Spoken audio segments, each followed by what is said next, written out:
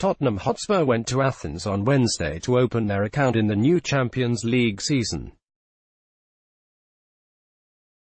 While they were able to avoid losing, something that both Liverpool and Chelsea managed to do on Tuesday, Spurs didn't play especially well against Olympiacos. Spurs went up 2-0 in the first half but let the home side back into the match by conceding 2 goals and left Greece with a 2-2 draw that probably feels a lot more disappointing than it really is. There's certainly no shortage of talking points from this match, but let's focus on 3 for now. Here are 3 things we learned from Tottenham's 2-2 draw at Olympiacos in the Champions League. 1. The Champions League is tougher when you don't play well. I know, it's obvious, but it still bears saying. No one is going to look at Tottenham's performance in Athens and say it was a good match. It wasn't, at all. Sure, Spurs had their moments, but for much of the game Spurs looked more like they did against Newcastle than they did against Palace, slow in possession, turgid, uncharacteristically wayward with the passing, and slow to recover in transition. The overall performance improved in the second half, especially Spurs' ability to press and counter-press after losing possession. But that is still not a match you're going to point to and say, this is the way Spurs should play. Certainly a point away in Athens is nothing to scoff at. Olympiacos qualified for the group stages of the competition and beat 3 teams to get here. They're a competent squad and tough to turn over, especially at home. Olympiacos entered this match having yet to concede a goal at home in all competitions. Spurs put 2 past them today. A point away from home keeps Spurs on track to progress out of their Champions League group. The mantra of win your home games and don't lose on the road still applies. Still, it's frustrating to watch Spurs' good players not play well. Christian Eriksen and Jan Vertonghen being exhibits. 2. Dele and Tanguy and Ndombele are not fit.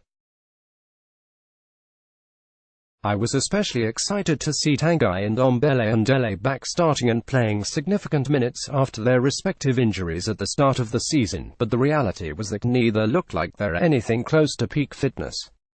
Dele was certainly trying to do things in his role behind Harry Kane, but he looked tired by the end of the first half and was very obviously flagging midway through the second. His substitution for Son Heung-min was a welcome relief.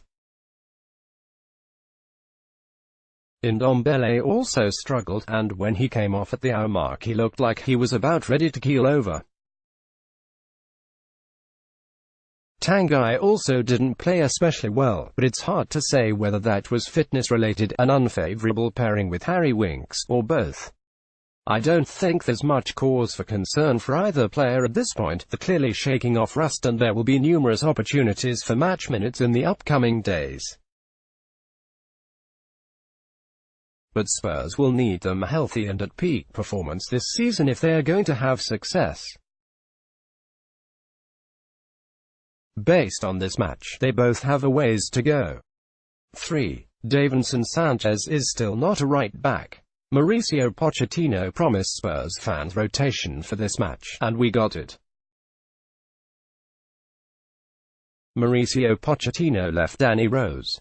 The pre-match starting lineup included Jan Vertonghen, Toby Alderweireld, and Davinson Sanchez, which that led many to speculate that Pochettino would turn to Alderweireld wide right, a role he has played well for Belgium in the past. Instead, he tapped Davinson Sanchez to reprise the role he did poorly against Arsenal. It went about as well as expected.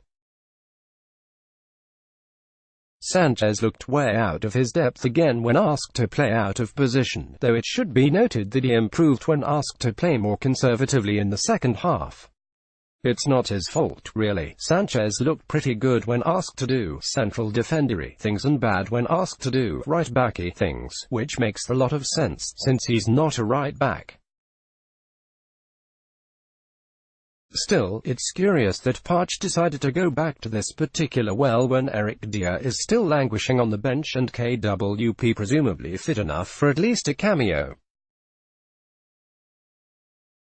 I can understand Pochettino being conservative and protective of both Walker-Peters and Aurier's health statuses, but the right-back position is going to continue to be a problem until a settled rotation is established. 4. It may be time to start worrying about Harry Kane. Over the past several years we've gotten used to world football superstar Harry Kane, the guy who can create his own shot with a half-step of space, who makes opposition defenders look silly, and who has the awareness to drop deep and find open teammates when the tactics dictate, while still dominating the offense. What we're seeing now is not that guy. In fact, Kane doesn't seem to be the same kind of player since he came back from his ankle injury at the end of last season. That's not to say that he's not still a very good player, because he most certainly is.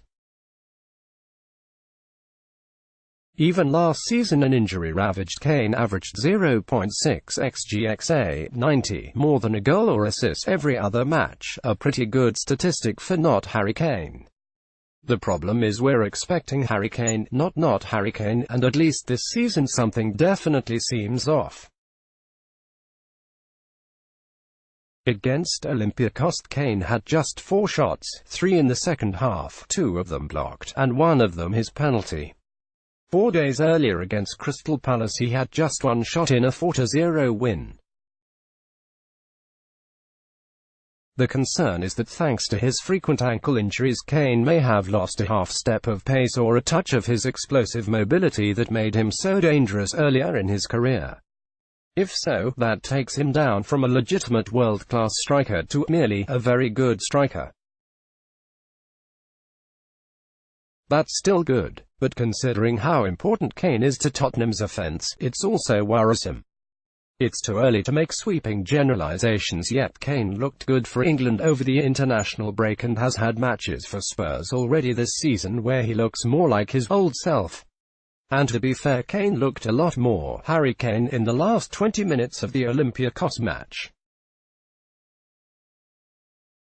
It could be an anomaly that will resolve itself with time, or it could be that as he ages Kane can morph into a slightly tweaked role that will emphasize the things he still does very well. Hello, support striker. No. 10. But if you want something to keep you up at night, it's this: Kane just doesn't look quite right at the moment. Let's block ads. Why?